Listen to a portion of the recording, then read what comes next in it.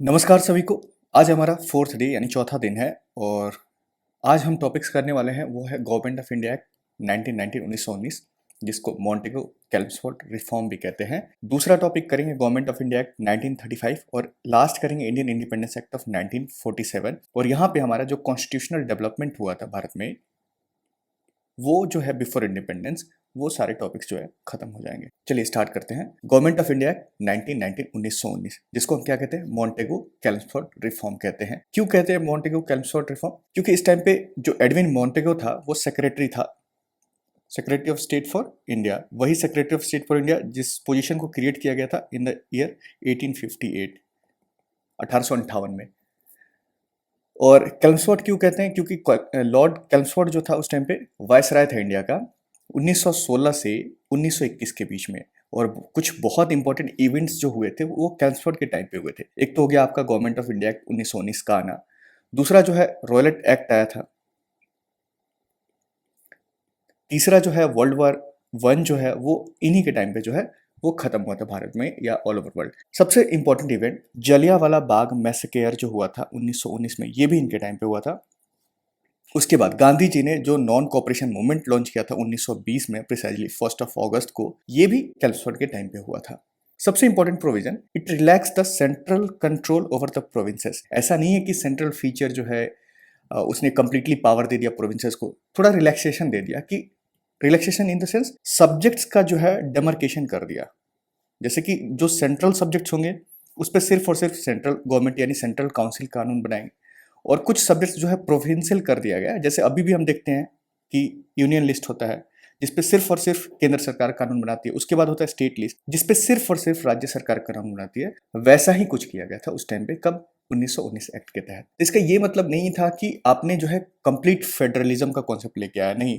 Federalism का concept जो है कंप्लीटली नहीं आया। स्ट्रक्चर ऑफ द गवर्नमेंट जो था अभी भी सेंट्रलाइज था और यूनिटरी था।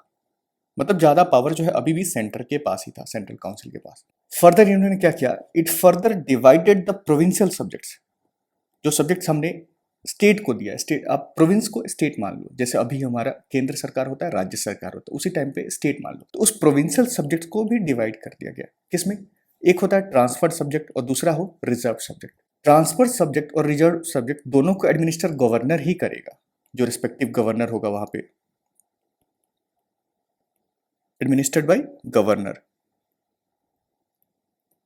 लेकिन जो ट्रांसफर्ड सब्जेक्ट होगा उसमें मिनिस्टर्स का एड, यानी कि with the aid and advice of council of ministers जो होंगे, किसके? लेजिस्लेटिव काउंसिल के। ट्रांसफर्ड सब्जेक्ट में एड एंड एडवाइस। लेकिन जो रिजर्व सब्जेक्ट है ना, वहां पे बिना किसी रिस्पॉन्सिबिलिटी के, मतलब कि वहां पे आपको एड एंड एडवाइस नहीं लेना पड़ेगा। एड एंड एडवाइस जो है काउंसिल का नहीं लेना पड़ता था। किस पे? Reserve subject. अब ट्रांसफर सब्जेक्ट में कौन कौन से हो गए? जैसे एजुकेशन था, उसके बाद लोकल गवर्नमेंट जो है, एक्साइज, इंडस्ट्री, पब्लिक वर्क। और जो रिजर्व सब्जेक्ट थे उसमें आ गया आपका लॉ एंड ऑर्डर। इरिगेशन रखा था इन्होंने, इरिगेशन हो गया, फिनांस हो गया, लैंड रेवेन्यू हो गया, ये सब कुछ रिजर्व सब्जेक्ट में रखा गया था। और ये जो डुअल स्कीम ऑफ गवर्नेंस था जिसमें सब्जेक्ट्स का डिवीजन किया गया था, ट्रांसफर्ड और रिजर्व, इस फॉर्म ऑफ गवर्नेंस को क्या कहते हैं? Dyarchy.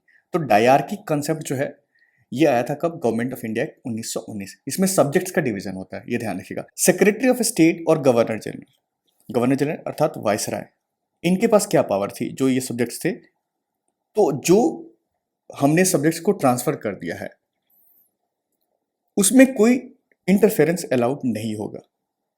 Interference was restricted for the transferred list. अब जाहिर सी बात है, आप अपने पावर को ट्रांसफर कर दिया तो उसमें क्यों हस्तक्षेप करना। लेकिन जो रिजर्व लिस्ट के सब्जेक्ट्स थे उसमें जो है secretary of state for India और गवर्नर जनरल यानी कि मॉन्टेगो और कैल्मस्फोर्ड जो है रिजर्व लिस्ट में इंटरवीन कर सकते हैं, इंटरफेयर कर सकते हैं। ये ध्यान रखिएगा।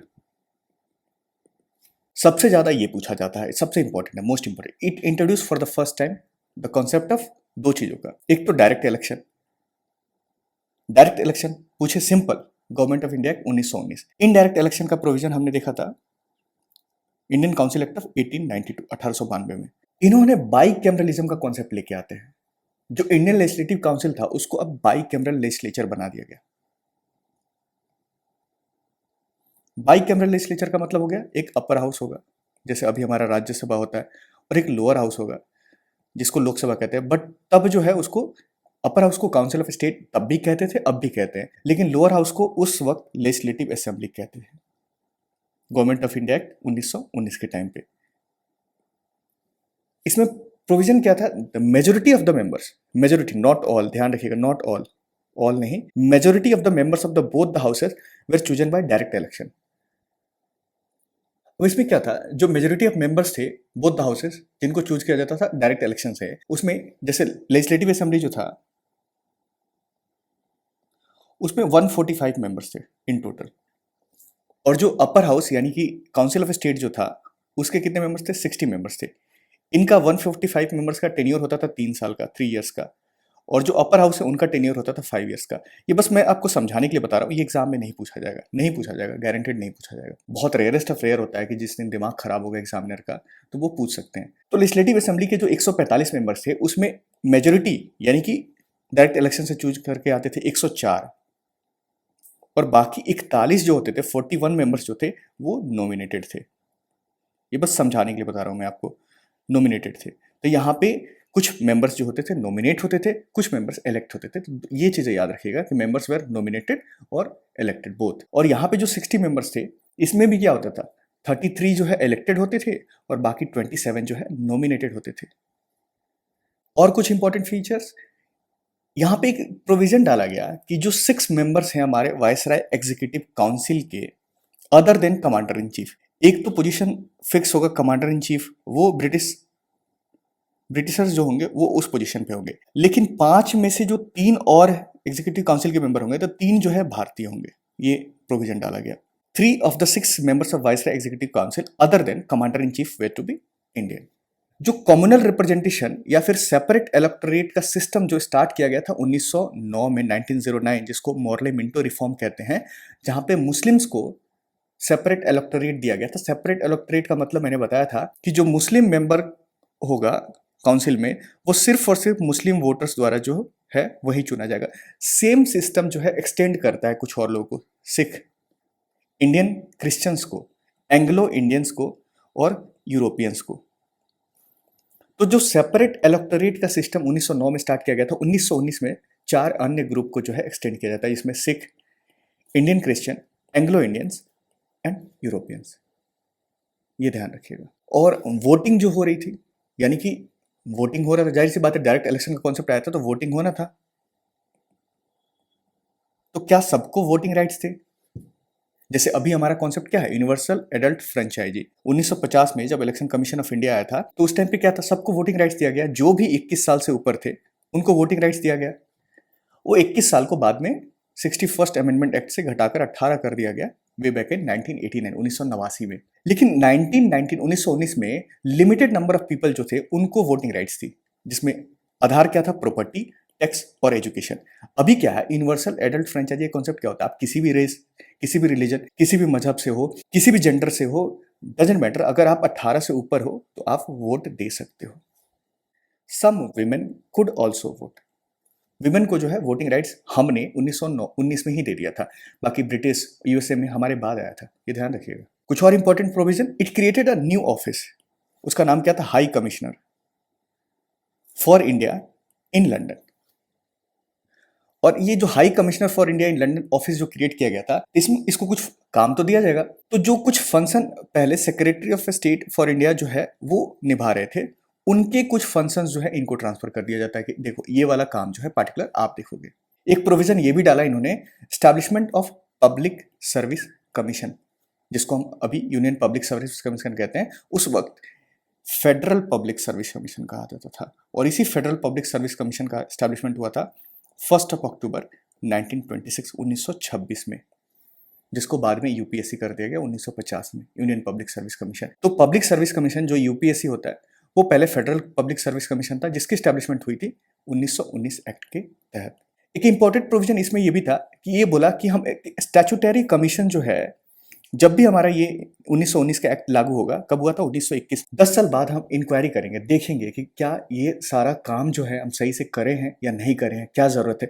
तो इसी स्टैट्यूटरी कमीशन को 1931 में आना था, बट 1927 में ही हम अपॉइंट कर देते हैं, जो कि 1928 में भारत आता है। और उस कमीशन का नाम क्या रहता है, साइमन कमीशन, ये इसी के तहत आया था। साइमन कमीशन का फॉर्मेशन जो हुआ था गवर्नमेंट ऑफ इंडिया एक्ट 1919 के तहत हुआ था। It separated for the first time provincial budget को सेंट्रल बजट से। सब्जेक्ट्स का डिवीजन हो गया तो हमने कहा बजट का भी डिवीजन कर देते हैं, और जो प्रोविंशियल लेजिस्लेचर थे उनको ये बोला गया कि आप अपने बजट जो है आप खुद बनाइए। जैसे स्टेट्स हमारे होते हैं अपने बजट वो खुद बनाते हैं। अब इस पे आधारित कुछ क्वेश्चन करते हैं, आपके डाउट यहाँ से जो है क्लियर हो जाएंगे और आपको पता भी चलेगा कि क्वेश्चन कैसे फ्रेम होता है, पूछा कैसे जाता है। Who was the governor general viceroy of India when the government of India act of 1990 1919 का जब पास हुआ था तब कौन थे? तो अभी देखा हमने कैम्सफोर्ड। कैम्सफोर्ड जो है 1916 से 1921 के बीच में थे। मॉन्टेगो थे आपके सेक्रेटरी थे। लॉर्ड मिंटो, वैसे सारी चीज़ें मिंटो वन पूछा जाए तो मिंटो वन जो थे चार्टर एक्ट ऑफ 1813 के टाइम पे थे, और 1909 के टाइम पे मिंटो टू थे। लैंसडाउन जो है वो हमने देखा था 1892 के टाइम पे थे, Indian council act of 1892। In the context of Indian history the principle of dyarchy, dyarchy का मतलब हमने क्या देखा था कि सब्जेक्ट्स का डिवीजन होता था जिसमें प्रोविंसेस को दो कैटेगरी में डिवाइड किया गया था। कौन कौन से? Transferred as well as reserved. तो ये क्या था? Division of subjects delegated to the provinces into two categories was known as dyarchy. और डायरकी का कॉन्सेप्ट जो है 1919 एक्ट, जिसको मॉन्टेगो कैल्सफोर्ड रिफॉर्म कहते हैं, उसमें आया था। Which of the following act divided the provincial subjects into two parts, जिसका नाम रखा गया था ट्रांसफर्ड और रिजर्व सब्जेक्ट। मैंने बता दिया था ट्रांसफर्ड सब्जेक्ट वो होता था जो हम ट्रांसफर कर चुके हैं, जिसमें कोई इंटरवेंशन अलाउड नहीं था, इंटरवेंशन अलाउ नहीं था। लेकिन रिजर्व सब्जेक्ट में आप इंटरवीन कर सकते हो। कौन? Secretary as well as governor general यानी कि वायसराय जो है वो इंटरवियर कर सकते हैं। और यहाँ पे जो है ट्रांसफर्ड सब्जेक्ट में जो गवर्नर इस पे कानून बनाएगा वो with the aid and advice of central legislative council के एड एंड एडवाइस पे, और यहाँ पे जो है रिजर्व सब्जेक्ट में एड एंड एडवाइस जो है नहीं लेना होता था। तो ये भी मॉन्टेगो कैल्सफोर्ड रिफॉर्म, जिसको गवर्नमेंट ऑफ इंडिया एक्ट 1919 कहते हैं। Indian legislature was made bicameral for the first time by. Bicameral का मतलब क्या हुआ? एक अपर हाउस हो गया जिसको काउंसिल ऑफ स्टेट कहते थे, और एक लोअर हाउस हो गया जिसको लेजिस्लेटिव असेंबली कहते थे। तो ये भी देखा हमने 1919 एक्ट के तहत आया था। Which of the following act provided the separate electorate for Sikh and Indian Christian? इनके अलावा और किसको दिया था? एंग्लो इंडियंस और यूरोपियंस को। तो ये हुआ था Montagu Chelmsford reform. Morley Minto reform जो है इन्होंने सेपरेट इलेक्टोरेट किसको दिया था? मुस्लिम्स को, कुछ जमींदार्स को, कुछ यूनिवर्सिटीज के लोगों को। तो ये सारी चीजें ध्यान रखिएगा। Which act provided for the establishment of public service commission? तो ये गवर्नमेंट ऑफ इंडिया 1919, जिसके तहत 1 अक्टूबर को 1926 में एक पब्लिक सर्विस कमीशन बनकर आता है जिसका नाम रहता है federal public service commission, FPSC, जिसको हम बाद में 1950 में इसी का नाम जो है चेंज करके हम क्या करते थे? UPSC, union public service commission. The post of Indian high commission was created by which act? तो ये गवर्नमेंट ऑफ इंडिया एक्ट 1919, और 1920 में ये पोस्ट जो है इस पे एक पर्सन को अपॉइंट कर दिया जाता है। और ये क्रिएट कहाँ किया गया था? लंदन में।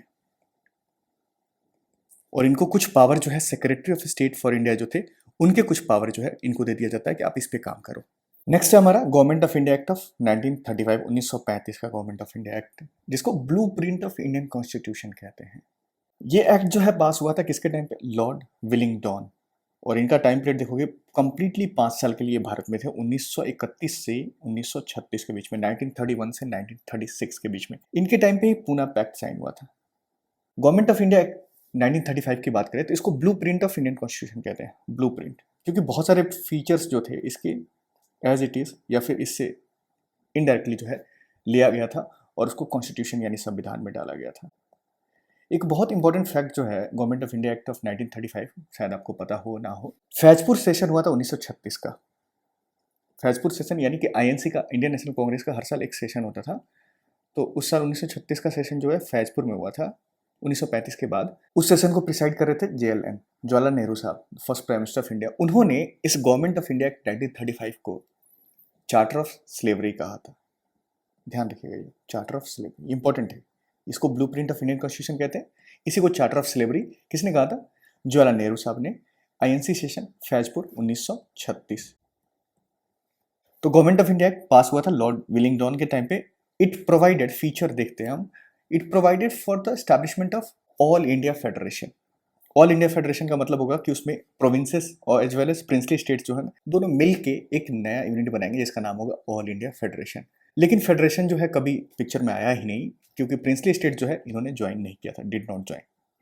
तो ये फीचर नहीं है। बहुत सारे ऐसे फीचर्स जो थे गवर्नमेंट ऑफ इंडिया एक्ट 1935 पे कभी लागू ही नहीं है, मतलब कभी अमल में ही नहीं आया। जो एक्ट है गवर्नमेंट ऑफ इंडिया एक्ट 1935, इसने पावर्स को डिवाइड कर दिया between the centre and provinces, जो हम अभी सब्जेक्ट लिस्ट देखते हैं 7th शेड्यूल में। उसमें क्या होता है, यूनियन लिस्ट, स्टेट लिस्ट और कंकरेंट लिस्ट। वैसे ही गवर्नमेंट ऑफ इंडिया 1935 में जो पावर्स थे उसको डिवाइड किया गया बिटवीन सेंटर एंड प्रोविंसेस। उसको बोला गया फेडरल लिस्ट, जिसको हम कहते हैं union list. Number of subjects not so important. दूसरा प्रोविंशियल लिस्ट, जिसको हम कहते हैं अभी स्टेट लिस्ट। और कंकरेंट लिस्ट, जिसको हम अभी भी कंकरेंट लिस्ट कहते हैं। कंकरेंट मतलब दोनों के पास पावर होगा कि इस पे कानून बना सकते। कुछ पावर जो है अगर इन तीनों के बाहर रह गया या फिर ऐड होगा बाद में, उसको हम कहते हैं रेसिडुअरी पावर्स, मतलब बच गया अवशेष। तो जो रेसिडुअरी पावर्स थे उस टाइम पे दिया गया किसको, वाइसराय यानी गवर्नर जनरल, वाइसराय जो भी होंगे उनको दिया गया इस पे कानून बनाने के लिए। जैसे रेसिडुअरी पावर्स अभी जो है पार्लियामेंट के पास होता है। इस वजह से इसको ब्लूप्रिंट ऑफ इंडियन कॉन्स्टिट्यूशन कहते हैं, क्योंकि बहुत सारे फीचर्स जो है हमने डायरेक्टली और इनडायरेक्टली यहां से उठाया था। सबसे इंपॉर्टेंट जो डायरकी आया था प्रोविंसेस में, डायरकी प्रोविंसेस में कब आया था, 1919, जिसमें क्या था, सब्जेक्ट्स को डिवाइड कर दिया गया, transferred as well as reserved. यहां पे प्रोविंसेस की डायरकी को खत्म कर दिया जाता है एबोलिश 1935 एक्ट के तहत। और वहां पे क्या लाया जाता है, introduce provincial autonomy that is self government in its place. अब इसमें सेल्फ गवर्नमेंट का क्या होगा, एक रिस्पॉन्सिबल गवर्नमेंट होगी। तो अब सारे सब्जेक्ट्स पे गवर्नर को जो है एड एंड एडवाइस लेना पड़ेगा, किससे, जो प्रोविंशियल लेजिस्लेचर होंगे उनसे। और प्रोविंसेस से डायरकी को हटा के, एबोलिश करके, it provided for the adoption of dyarchy at the centre. अब सेंटर जो है, सेंटर में हम सब्जेक्ट्स को डिवाइड करेंगे, किस सब्जेक्ट्स को, फेडरल सब्जेक्ट को। फेडरल सब्जेक्ट को किस में डिवाइड करेंगे, एक होगा हमारा वही रिजर्व सब्जेक्ट और दूसरा होगा हमारा वही ट्रांसफर्ड सब्जेक्ट। लेकिन ये जो adoption of dyarchy at the centre है ये आया ही नहीं, लागू ही नहीं हुआ। दो ये फिर भी लागू हुआ था, dyarchy in the province abolish हुआ था 1937 में, फिर इसको खत्म कर दिया जाता है 1939 में। तो बहुत सारे फीचर्स जो है इसके लागू नहीं हुए थे। It introduce bicameralism. बाइकैमरलिज्म का कॉन्सेप्ट जो है 1919 लेकर आता है, बट इसको एक्सपेंड करता है कौन, 1935, 1935। ये जो है बाइकैमरलिज्म का कॉन्सेप्ट, बाइकैमरलिज्म का मतलब मैंने बताया था आपको, एक होगा अपर हाउस जिसको हम कहते हैं काउंसिल ऑफ स्टेट, और दूसरा होगा लोअर हाउस जिसको हम कहेंगे legislative assembly. 6 out of 11 provinces, वहां पे जो है बाइकैमरलिज्म का कॉन्सेप्ट जो है 1935 का एक्ट लेके आता है।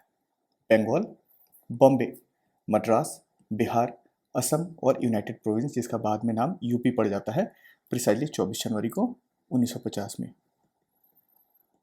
और मद्रास को बाद में हम तमिलनाडु, चेन्नई के नाम से जाने जाते हैं। तो जो 5 प्रोविंसेस रिमेनिंग थे वहां पे डायरकी बाइकैमरलिज्म का कॉन्सेप्ट जो है नहीं लेकर आया था। तो वो कौन थे, सेंट्रल प्रोविंस थे, ये भी नाम याद रखिएगा। सेंट्रल प्रोविंसेस में नहीं लाया गया। दूसरा, उड़ीसा में नहीं लाया गया।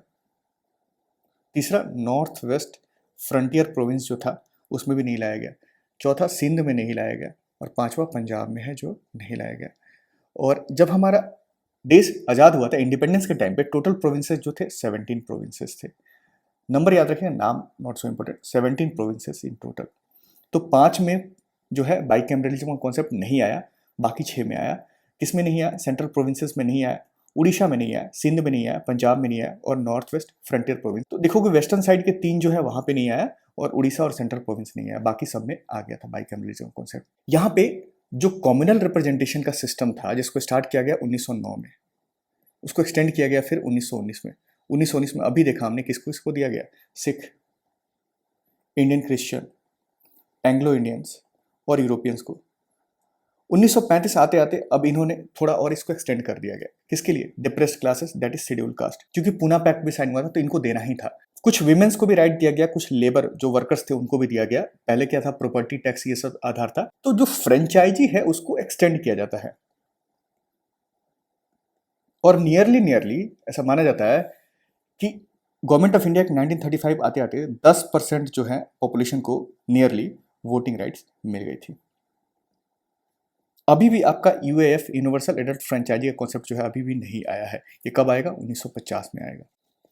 गवर्नमेंट ऑफ इंडिया एक्ट 1935 में it provided for the establishment of not only federal public service commission. Federal public service commission तो हमने देखा था 1919 के तहत आया था, जिसके तहत 1926 में प्रिसाइजली 1 अक्टूबर को फेडरल पब्लिक सर्विस कमीशन बन के आता है, जो कि बाद में यूपीएससी हो जाता है। यहाँ पे बोला कि अब प्रोविंशियल पब्लिक सर्विस कमीशन बने, जिसको हम अभी स्टेट पब्लिक सर्विस कमीशन कहते हैं, स्टेट पीएससी, या फिर ज्वाइंट पब्लिक सर्विस कमीशन बने। ये तीनों के तीनों फीचर्स जो है संविधान में मेंशन है आपको, यूपीएससी के नाम से, स्टेट पीएससी के नाम से और जेपीएससी के नाम से। और यहाँ पे सारी चीजें, एक और इंपॉर्टेंट फीचर यहाँ पे डाला गया, it provided for the establishment of federal court, जिसको 1950 में नाम जो है सुप्रीम कोर्ट कर दिया जाता है। क्योंकि 1950 में हमारा संविधान लागू हुआ तो बहुत सारे नाम जो हम पुराने ब्रिटिशर्स के रखे हुए थे वो चेंज करके हमने उसको क्या कर दिया, अपना नाम दे दिया। जो पहले मुख्य न्यायाधीश थे किसके, फेडरल कोर्ट के, उनका नाम था मॉरिस गायर। नाम याद रखिएगा, मॉरिस GWYER गायर। और फेडरल कोर्ट की स्थापना कब हुई थी, 1937 में, प्रिसाइजली 1 अक्टूबर को। इंपॉर्टेंट है। It abolish the council of India.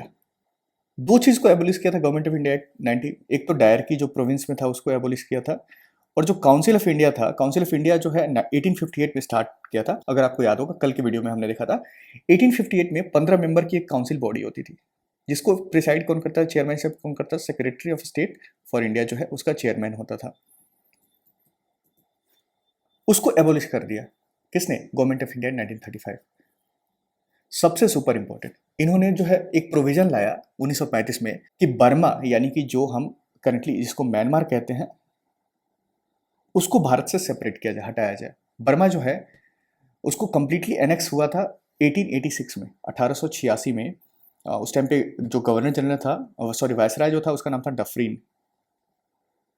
1 जनवरी को 1886 में प्रिसाइजली जो है बर्मा को हमने एनेक्स कर लिया था इंडिया में, आफ्टर थर्ड एंग्लो बर्मीज वार, तीसरा एंग्लो बर्मा युद्ध के बाद 1886 में बर्मा को इंडिया में लेकर आया गया था। अब 1935 में एक फीचर लाया गया कि बर्मा को जो है इंडिया से सेपरेट किया जाए, और प्रिसाइजली 1 अप्रैल को 1937 में बर्मा जो है वॉज आउट ऑफ इंडिया, मतलब उसको सेपरेट कर दिया गया। सबसे इंपॉर्टेंट जो हमारा अभी सेंट्रल बैंक है, जो कि पहले प्राइवेटली ओन था, रिजर्व बैंक ऑफ इंडिया, उसका भी फीचर था गवर्नमेंट ऑफ इंडिया 1935 में था। उसमें प्रोविजन एक प्रोवाइड किया गया कि एक केंद्रीय बैंक यानी कि रिजर्व बैंक की स्थापना हो, और इसी के तहत 1 अप्रैल को, ये भी 1 अप्रैल को ही आया था, लेकिन पहले आया था 1 अप्रैल 1935 में आरबीआई की स्थापना होती है। 1935 में आरबीआई की स्थापना जब हुई थी, उसका मुख्यालय उस टाइम पे कलकत्ता में था, क्योंकि सारे लोग जो है उस टाइम पे ब्रिटिशर्स जो है उनका मुख्य जो हेडक्वार्टर था कलकत्ता में ही था। फिर बाद में इसको 1937 में 1937 में परमानेंटली जो है इसको मूव कर दिया जाता है मुंबई, और अभी जो है आरबीआई के हेडक्वार्टर कहाँ है, मुंबई में। Initially reserve Bank of India जब स्थापित हुआ था उस टाइम पे ये प्राइवेटली ओन्ड बैंक था। इसको नेशनलाइज किया जाता है 1949 में। इन सब पे आधारित अब क्वेश्चन करते हैं, आपके डाउट जो होंगे यहाँ जरूर क्लियर हो जाएंगे। The provision for the establishment of all India federation, all India federation बोला गया जिसमें provinces as well as princely states जो है मिलकर एक नया फेडरेशन का क्रिएशन करेंगे, जिसका नाम होगा all India federation. Government of India act 1935 में आया था। दो ये कभी पिक्चर में आया ही नहीं, क्योंकि प्रिंसली स्टेट ने मना कर दिया था ज्वाइन करने से। By which one of the following act was the federal court of India was created. Federal court 1935 act के तहत आया था। कब स्थापित हुआ था, 1 अप्रैल 1937, और बाद में इसी फेडरल कोर्ट ऑफ इंडिया का नाम जो है 1950 में सुप्रीम कोर्ट ऑफ इंडिया पड़ जाता है। और इसके पहले मुख्य न्यायाधीश कौन थे फेडरल कोर्ट ऑफ इंडिया के, Maurice Gwyer. And who was the first chief justice of Supreme Court of India, HJ Kania साहब। करेंगे सुप्रीम कोर्ट का लेक्चर में जो है इन सारी चीजों को हम बहुत ध्यान से करेंगे। नेक्स्ट है, under which of the following act dyarchy was introduced at the central level. पहली बात ये भी ध्यान रखिएगा, डायरकी जो है सेंट्रल लेवल पे इंट्रोड्यूस हुआ, किसको एबोलिश करके, dyarchy was abolished at provincial level. उसी प्रोविंशियल लेवल जहां पर डायरकी इंट्रोड्यूस हुआ था गवर्नमेंट ऑफ इंडिया 1919 के तहत। तो प्रोविंसेस को एबोलिश करके सेंट्रल लेवल पे जो है डायरकी लेकर आया जाता है। उसी डायरकी का कॉन्सेप्ट क्या है, सब्जेक्ट में रिजर्व लिस्ट और ट्रांसफर लिस्ट। तो ये 1935 एक्ट के तहत। In a federation establish under the act of 1935, residuary power जो है किसको दिया गया, तो रेसिडरी पावर गवर्नर जनरल या फिर वायसराय। और ये कौन से कॉन्सेप्ट में था? 1935। 1935 को मैंने बताया blue print of Indian constitution कहते हैं, क्योंकि बहुत सारे फीचर हमने यहाँ से लिया था। दूसरा, इसको 1936 में फैजपुर सेशन जवाहरलाल नेहरू ने, JLN साहब ने इसको क्या कहा था? Charter of slavery. Charter of slavery. Which one of the following acts led to the separation of Burma? Burma जो है कब अलग हुआ? तो बर्मा जो है फीचर तो हमने 1935 में डाल दिया, लेकिन इसको अलग कब किया? 1 अप्रैल 1937, 1937 में। बर्मा को एनेक्स कब किया था भारत ने, यानी कि जो ब्रिटिश के उस टाइम पे सरकार थी, इसको 1886 में प्रिसाइजली 1 जनवरी को एनेक्स कर लिया गया था। किसके द्वारा? डफरिन। इसी डफरिन के टाइम पे INC की फॉर्मेशन हुई थी, इंडियन नेशनल कांग्रेस की फॉर्मेशन हुई थी, ये भी ध्यान रखिएगा। और ये बर्मा एनेक्स जो हुआ था after 3rd Anglo Burmese war. Reserve Bank of India जो स्टैब्लिश हुआ था कब हुआ था? तो Reserve Bank of India establish हुआ था 1935 में। 1934 में पहले एक एक्ट लाया जाता है जिसका नाम होता है reserve Bank of India act, 1934 में। 1935 में जो है RBI की स्थापना होती है 1 अप्रैल को, और पहले ये कहाँ? कैलकाता में। फिर 1937 में जो है इसको परमानेंटली मूव कर दिया जाता है, कहाँ? मुंबई। और अभी भी इसकी हेडक्वार्टर कहाँ है? मुंबई में। 1949 में इसको नेशनलाइज किया जाता है।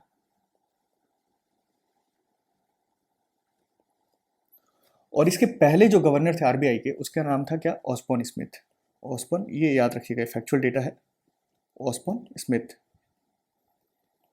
अगर आपसे पूछे कि who was the first Indian governor, तो फर्स्ट इंडियन गवर्नर जो थे वो थे CD देशमुख साहब।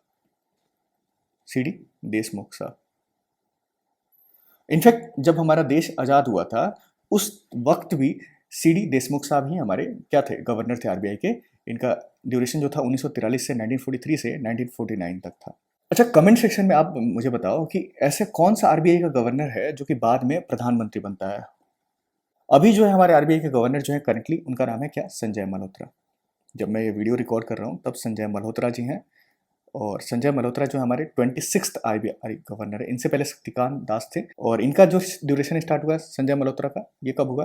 11 दिसंबर को बनाया गया इनको, 11 दिसंबर 2024। तो ये नाम याद रखिएगा, संजय मल्होत्रा जो है 26th गवर्नर थे। First RBI governor Osborne Smith, first Indian RBI governor जो है CD देशमुख साहब। मैंने आपसे जो सवाल पूछा उसका कमेंट सेक्शन में आपका कमेंट आना चाहिए। नेक्स्ट है हमारा इंडियन इंडिपेंडेंस एक्ट ऑफ 1947, जिसके तहत हमें इंडिपेंडेंस मिला, और इसी के तहत जो है पार्टीशन प्लान आया था। अर्थात पार्टीशन जो है इंडिया का, इंडिया एंड पाकिस्तान के बीच में जो है, ये इंडियन इंडिपेंडेंस एक्ट ऑफ 1947 के तहत हुआ था। कुछ ब्रीफ बैकग्राउंड के साथ शुरुआत करूंगा मैं एज ऑलवेज। डेट है फरवरी 20, 1947, 1947। इस दिन क्या हुआ? ब्रिटेन के जो प्रधानमंत्री थे उस टाइम पे, क्लेमेंट एटले, इनफैक्ट यही प्रधानमंत्री थे जब हमारा देश आज़ाद हुआ था, during the time of independence. Clement एटले जो है, उन्होंने ये डिक्लेयर किया कि ब्रिटिश रूल जो है इंडिया में, उसको हम खत्म कर देंगे जून 30, 1948 तक, 1948 तक। और जो हमारा पावर है, मतलब जो सब कुछ हम रखे अपने हाथ में, उसको किसी रिस्पॉन्सिबल इंडियन हैंड्स में जो है वो दे देंगे हम। अब इतने ही कहने के बाद ही क्या होता है कि जो मुस्लिम लीग के मेंबर्स होते हैं ना, वो प्रोटेस्ट स्टार्ट कर देते हैं, मुस्लिम लीग वाले। इनका डिमांड क्या था कि भाई तुम जा रहे हो तो पहले पार्टीशन करके जाओ। इस पूरे प्रोटेस्ट की वजह से फिर बाद में जो ब्रिटेन के प्रधानमंत्री, ब्रिटिश सरकार है, उन्होंने एक और नया डेट जो है जून 3, 1947 में ये बोला कि ठीक है, एक काम कीजिए कि जो भी कॉन्स्टिट्यूशन फ्रेम्ड हो रहा है, किससे? कॉन्स्टिट्यूंट असेंबली से। एनी कॉन्स्टिट्यूशन जो भी फ्रेम हो रहा है कॉन्स्टिट्यूंट असेंबली द्वारा, जो बैकग्राउंड में 1946 में कॉन्स्टिट्यूंट असेंबली का फॉर्मेशन हो चुका है भारत में, उससे द्वारा जो भी कॉन्स्टिट्यूशन बनाया जा रहा है, तो ये जो एक्सेप्ट नहीं करना चाहता, जो पार्ट ऑफ कंट्री जो है एक्सेप्ट नहीं करना चाहता है, वो ना करे। सेम दिन, मतलब जून 3, 1947 में एक प्लान लेकर आता है उस टाइम पे जो वायसराय होता है भारत का, माउंटबेटन। उस प्लान का नाम क्या होता है? जो माउंटबेटन लेके आ रहा है उसका नाम होता है माउंटबेटन प्लान। ये भी सेम डे आया था, जून 3 1947 में। और इस माउंटबेटन प्लान के तहत ही पार्टीशन प्लान जो है वो इंट्रोड्यूस होता है। उसके बाद जो माउंटबेटन प्लान था उसको पार्टीशन प्लान भी कहते हैं, माउंटबेटन प्लान भी कहते हैं, ध्यान रखिएगा एमपी माउंटबेटन प्लान। इसको कांग्रेस वाले भी एक्सेप्ट कर लेते हैं और साथ ही साथ मुस्लिम लीग वाले भी एक्सेप्ट करते हैं, क्योंकि मुस्लिम लीग डिमांड ही कर रही थी पार्टीशन का, तो ये एक्सेप्ट किया जाता है। अब पार्टीशन प्लान जो था उसको इफेक्ट भी देना था, मतलब कुछ ना कुछ एक्ट लेके आना था। तो इन्होंने जुलाई 4 को सेम ईयर 1947 में एक बिल इंट्रोड्यूस करते हैं ब्रिटेन पार्लियामेंट में। That bill was known as Indian Independence Bill, Indian Independence Bill, July 4 1947। फिर जुलाई 18 को इसको रॉयल एसेंट मिल जाता है 1947 में ही, 1947 में। और ये लागू होना था कब? 15 अगस्त को 1947 में।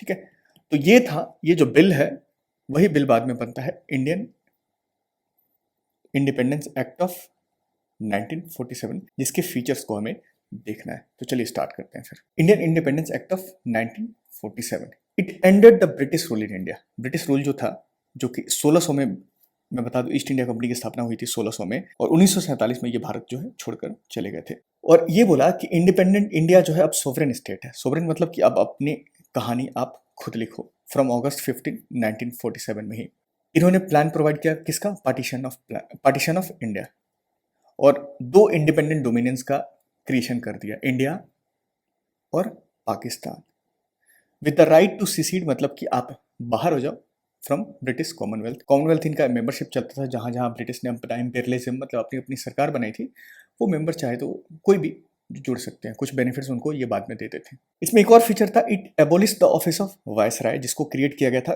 गवर्नमेंट ऑफ इंडिया एक्ट 1858 के तहत। और नाम जो है ईच डोमिनियन, दोनों डोमिनियन मतलब कि इंडिया और पाकिस्तान के लिए, ईच डोमिनियन इंडिया और पाकिस्तान के लिए एक नया पोस्ट जो है गवर्नर जनरल का, वो क्रिएट करते हैं वो। और इस गवर्नर जनरल को अपॉइंट कौन करें? British king. For the time being जो है ब्रिटिश किंग जो है उनको अपॉइंट करेंगे on the advice of dominion cabinet. जो टाइटल था एम्पायर ऑफ इंडिया का, कौन लेता था? King of England. उसको ड्रॉप कर दिया जाता है, मतलब उसको हटा दिया जाता है। जो रॉयल टाइटल था उसको हटा दिया जाता है, रिमूव कर दिया जाता है। It empower the constituent assemblies of two dominions की जब भी बात हो रही है आप यहाँ पर ध्यान रखो, इंडिया पाकिस्तान, इंडिया एंड पाकिस्तान। बोला गया to frame and adopt any constitution for the respective nation. आप अपने लिए जो भी संविधान बनाना चाहो आप बना लो, और आपके पास ये भी पावर है to repeal any act of British parliament including the independence act of 1947 भी। आप रखना चाहो तो रखो, ना रखना चाहो ना रखो।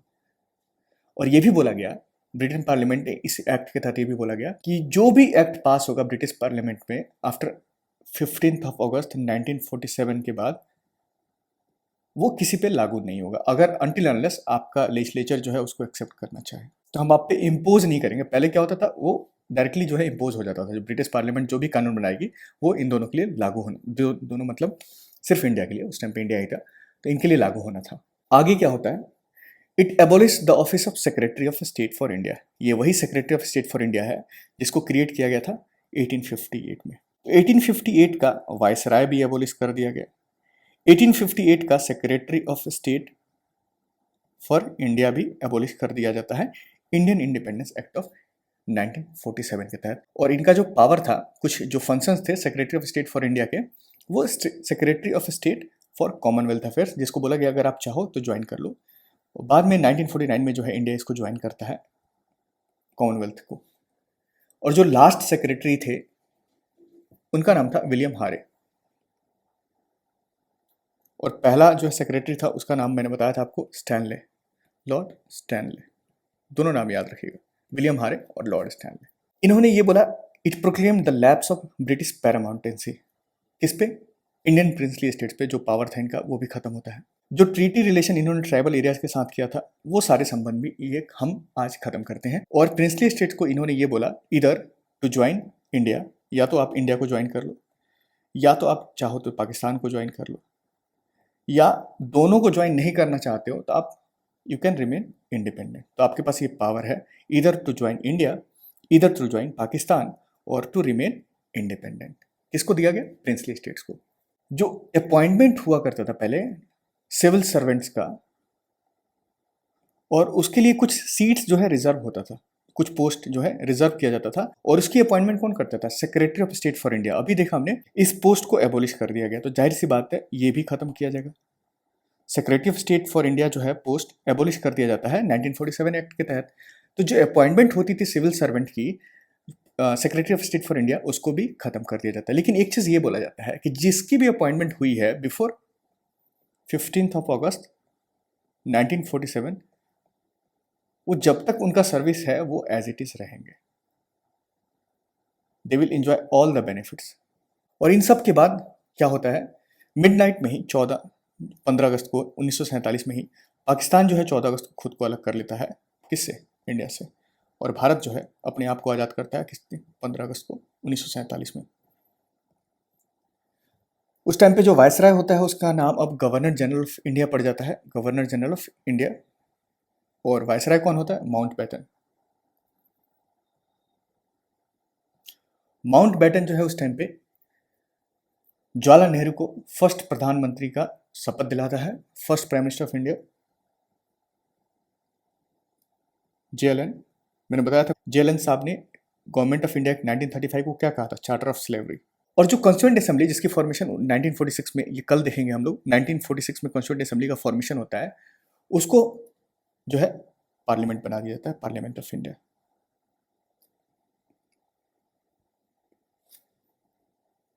उसके बाद आता है सेपरेशन का काम। ये कौन कौन सा एरिया जो है उस हैफाजार्ड मैनर में बहुत ही ब्रूटल, बहुत ब्लड से पार्टीशन था इंडिया और पाकिस्तान का। रेड क्लिफ लाइन बनाया जाता है। रेड क्लिफ लाइन जो है 17 अगस्त को, 17 अगस्त को 1947 में रेड क्लिफ लाइन जो है वो डिसाइड करता है कि कौन सा एरिया इंडिया में होगा और कौन सा एरिया पाकिस्तान में होगा।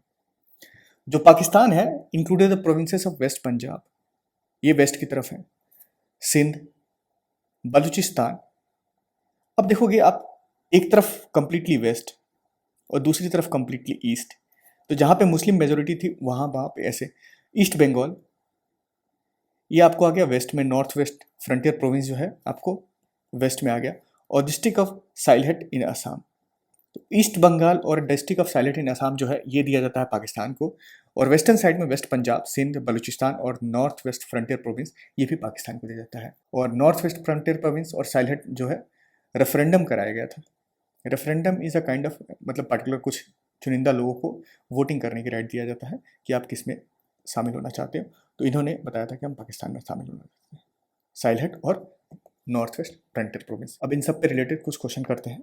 Which of the following act ended the British rule in India? तो ब्रिटिश रूल को खात्मा 1947 में कर दिया जाता है, इंडियन इंडिपेंडेंस एक्ट ऑफ। और जो पार्टीशन प्लान आया था जून 3 1947 में, उस प्लान को कहते हैं Mountbatten plan, MP Mountbatten plan, जिसको कांग्रेस और मुस्लिम लीग दोनों ने एक्सेप्ट किया था। Which of the following act abolish the office of secretary of state for India? Abolish किया था किसने? Government of India, sorry, Indian independence act of 1947। और government of India act of 1858 जो है इस पोजीशन को क्रिएट किया था। किसको? Secretary of state for India.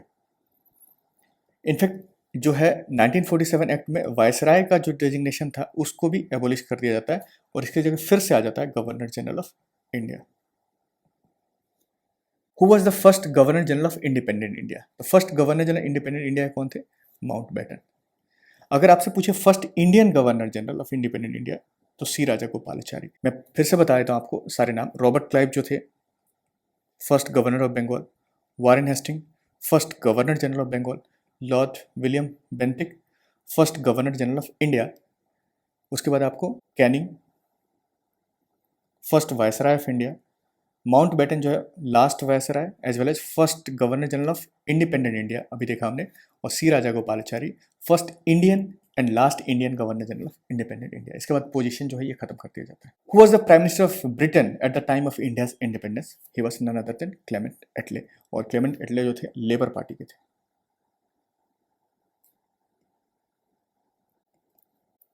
तो यहाँ पे हमारा जो है कॉन्स्टिट्यूशनल डेवलपमेंट जो है 1773 से 1947 के बीच में जो भी हुआ था इवेंट, जितने भी एक्ट्स आए थे, हम उनको सारे को अच्छे से विथ एमसीक्यू जो है कवर कर लिया है। एंड आई होप, मुझे बहुत उम्मीद है आप लोगों से कि आप ये सारी चीज़ों को रिवाइज करोगे, रिवाइज करोगे जब तक आपको पूर्ण रूप से याद ना हो जाए। तो यहाँ पे मैं अपना जो है आज का एंड करता हूँ with the same theme of Ashoka tree, that is education should इधर बी फ्री और should be at minimal cost.